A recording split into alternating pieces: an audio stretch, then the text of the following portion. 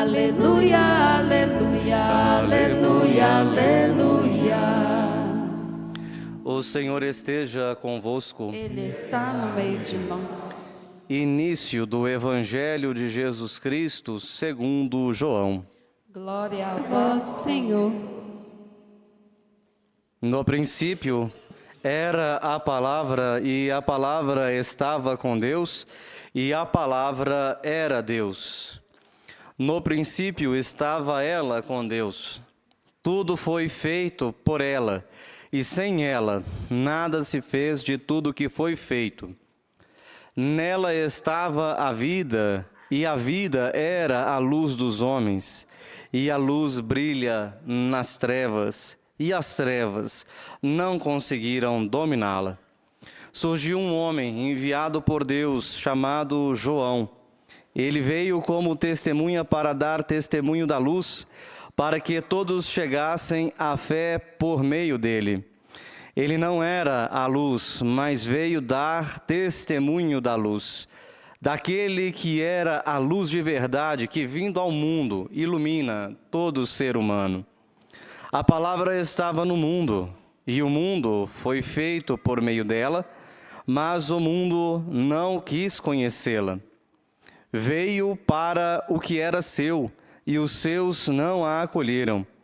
Mas a todos que a receberam, deu-lhes a capacidade de se tornarem filhos de Deus, isto é, aos que acreditam em seu nome, pois estes não nasceram do sangue, nem da vontade da carne, nem da vontade do varão, mas de Deus mesmo.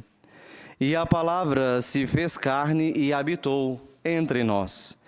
E nós contemplamos a sua glória, glória que recebe do Pai como Filho unigênito, cheio de graça e de verdade.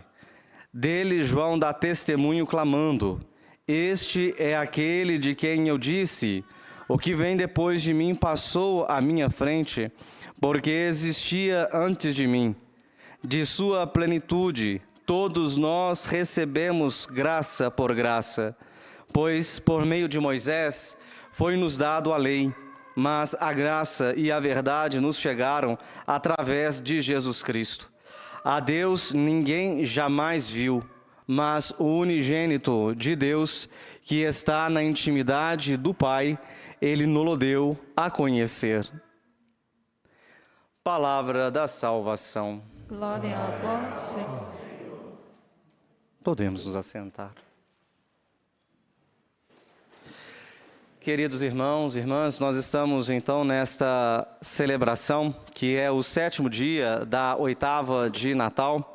E esta oitava de Natal, como recordávamos essa semana, é um jeito da própria igreja, por meio da sua liturgia, abrir o nosso coração, os nossos olhos, para nós compreendermos o sentido verdadeiro lá do Natal, que há pouco tempo celebramos no dia 25. Quem nos acompanha pelas transmissões, pelas redes, está bem consciente de todo o caminho e itinerário que nós fizemos ao longo desta semana. E neste dia nós estamos celebrando o 7º dia, o 7 que daqui a pouco se torna o primeiro, daqui a alguns instantes, não é? E essa mudança desse dia, desse ano, é muito oportuno dentro da nossa espiritualidade, que é pessoal, mas também essa espiritualidade que é convidada a se nutrir pela própria liturgia da igreja e também pela sua própria fé. Nós olhamos para a palavra de hoje, que nos dá a palavra juízo. Nós encontramos ao longo deste itinerário, dessa oitava, muitas palavras, não é? Como lá que nós temos de Estevão, como a resistência, João falando sobre a verdade que é acolhida, e assim a gente pode passar por todos os outros dias. E hoje essa palavra do 7º dia da oitava é essa palavra do juízo. Uma expressão muito cara, muito bonita nesta última missa, neste santuário Basílica Nossa Senhora da Piedade, é uma expressão também retirada da primeira leitura, onde João vai também dizer, estamos na última hora.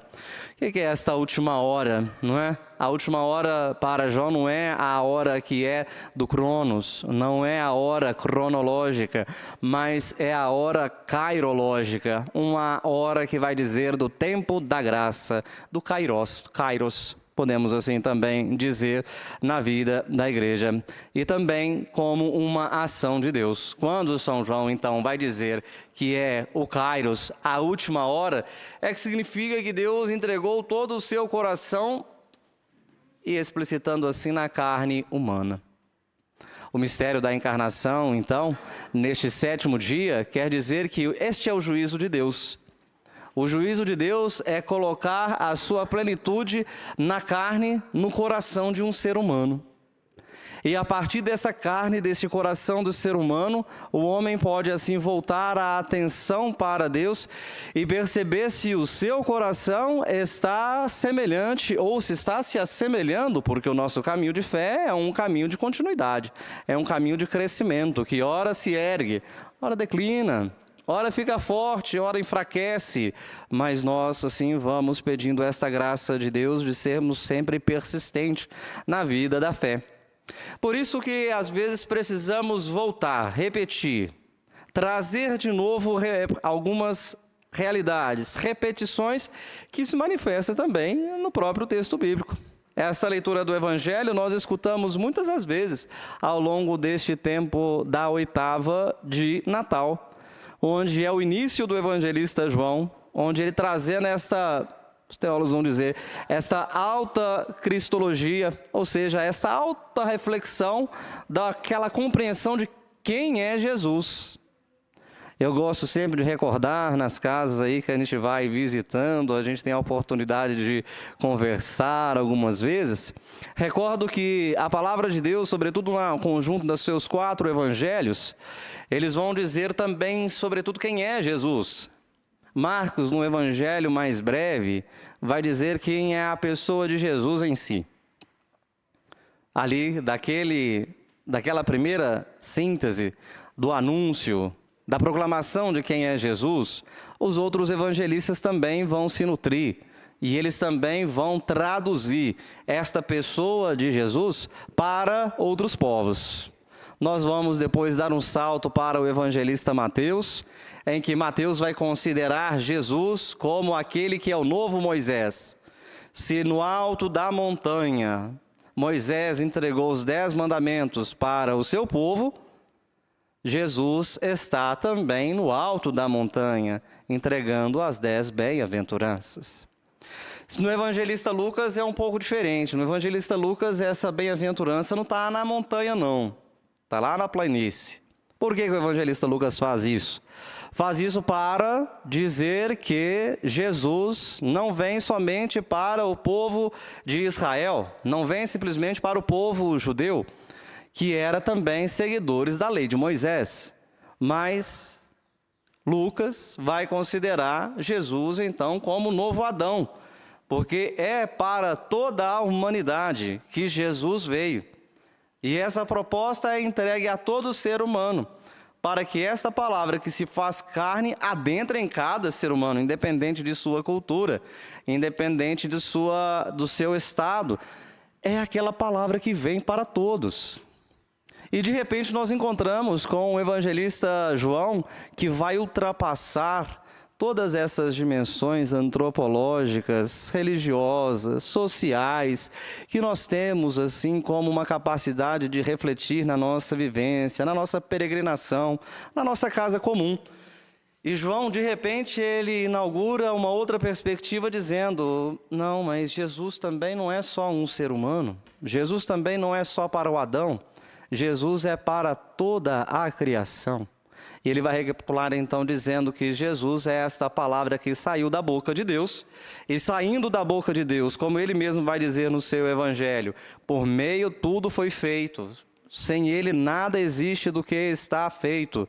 Ele vai dizer, é esta palavra que saiu, que criou desde o mínimo até o máximo que nós podemos assim conhecer no próprio universo, é esta palavra que é gesticulada, que é articulada, é essa mesmíssima palavra que se fez carne, no seio de Nossa Senhora. Por isso nós falamos que o evangelista João é aquele evangelista que traz esta alta reflexão, desta alta cristologia. Não à toa, como a figura do seu evangelho é a figura da águia, aquela que está sobre os céus e desce, precisamente para onde ela deve descer. Deus mirou e desceu. Mirou aonde? Na carne humana. Mirou aonde? No seio de Maria. Mirou para quê? Para que assim pudesse entregar o seu juízo. O juízo na carne. O juízo no dia a dia. Para dizer também que a nossa carne recebe uma dignidade. Recebe também não uma expressão de desprezo, onde a gente pode desprezar a carne e viver assim somente uma espiritualidade. O Natal, inclusive, é até uma correção dessa espiritualidade que pode permear a nossa fé cristã, onde nós estamos assim desvinculando da carne. É um erro viver uma espiritualidade sem carne, não é? Prova que o Natal é essa solenidade, é essa expressão.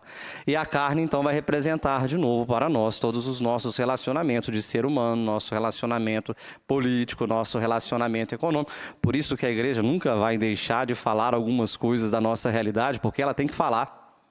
Porque ela também tem que falar refletindo desse juízo e falar também daquilo que o Espírito Santo pode ajudá-la assim a compreender para manter, no mínimo, a dignidade do ser humano, para que este ser humano possa receber esse juízo de Deus. O final dos tempos, inclusive, é isso, né? O final dos tempos não é uma questão de medo, não é uma questão que as coisas acabam de modo catastrófico, não. Talvez por um decurso natural de qualquer coisa que existe na natureza, em que tudo tem um começo, tudo tem um fim, pode ser que a Terra, essa nossa casa comum, também chega ao seu momento ápice, o seu declínio, e ela mesma pare assim de existir. Com o passar dos anos, com o passar dos séculos, dos milênios, vai assim uma hora terminar, mas não é este sentido que tem a palavra de Deus no juízo, no final do mundo, porque o juízo é aquilo que é demonstrar se o nosso coração conseguiu realmente se assemelhar com o coração de Deus. Até que momento, até que ponto o nosso coração conseguiu realizar este feito. Este é o juízo de Deus. Então não tem que se voltar por medo. Mas quando nós olhamos para o juízo, nós temos que olhar por essa capacidade que todos nós temos de nos assemelharmos ao coração de Jesus, que é este coração humano que é da palavra, desse logos, dessa palavra que saiu da boca de Deus, que dá o sentido, não é?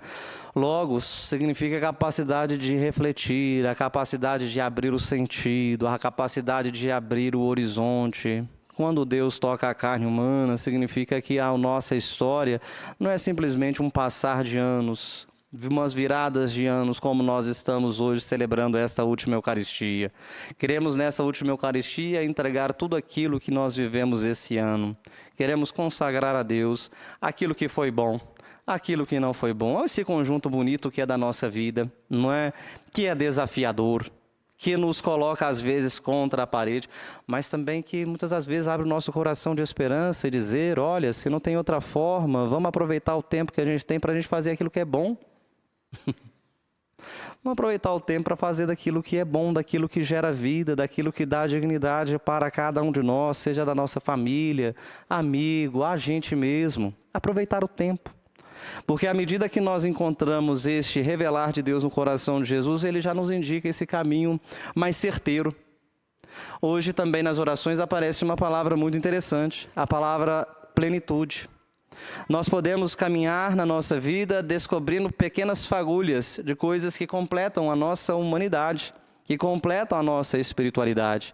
E que se nós estivermos assim alicerçados dentro da pessoa de Jesus, dentro deste nome que Deus nos entrega, tudo pode fazer sentido, tudo a gente pode assim adentrar numa comunhão de tudo aquilo que nós estamos vivendo. Mas é preciso também pedir a Deus para abrir os olhos, que a gente consiga enxergar um pouco desta plenitude, desta luz que não cega, dessa luz que é a presença de sentido. Não é aquela luz de um farol que vem contra a gente, não é? na estrada, não que a gente tem que ficar olhando para o lado, lá para a pista, assim, sobretudo quando o motorista é meio roda dura e deixa lá o farol alto, né? Mas é a luz que ajuda a gente a olhar para algo mais distante.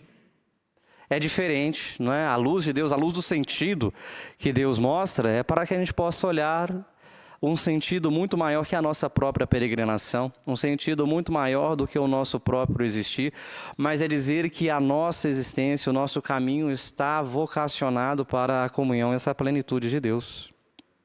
Hoje nos chama a atenção essa liturgia, sobretudo com esta última palavra, quando nós olhamos para os anticristos, não é? Anticristo é aquele que promete salvação sem verdade, eficiências sem amor, ideologias totalizantes, discernimento sem Espírito Santo de Deus. Essas são as perspectivas dos novos anticristos do nosso tempo. E nós vivemos, sim, também nesses últimos tempos, nessas últimas horas, também convivemos com os nossos anticristos. Basta olharmos, por exemplo, para a nossa concepção do nosso meio de hoje, reduzirmos tudo a uma capacidade de eficiência técnica, sem abrir o coração para algo maior, sem abrir o nosso coração para a transcendência. Isso também pode ser o ruído do anticristo, que ecoa no nosso tempo. Talvez seja até mesmo o anticristo do nosso tempo, não é? Agora, o bom de que quando nós estamos nesta comunhão e nessa verdade, nem isto que o anticristo pode aparecer, pode assim nos destruir, mas pelo contrário, porque o nosso discernimento é discernimento com o Espírito Santo de Deus, e é discernimento que nos ajuda a abrir sentido, até aquilo que o anticristo de hoje apresenta para nós, pode ser convertido em instrumento de paz e de vida. Vamos entregar a Deus este ano, né? Nesse 31 de dezembro, nesta hora, para que tudo aquilo que nós conseguimos assim fazer, seja tocado, sempre tocado pela presença de Deus. Vamos apresentar a Deus o nosso coração que, ao experimentar também a força do pecado ao longo desse ano, Deus também tenha misericórdia e nos ajude também a superar os nossos conflitos e dar esse passo a mais, de integrar tudo aquilo que somos na medida desse coração de Deus. Louvado seja nosso Senhor Jesus Cristo. Apresentemos a Deus nossos pedidos comunitários e os nossos pedidos pessoais. De pé responderemos.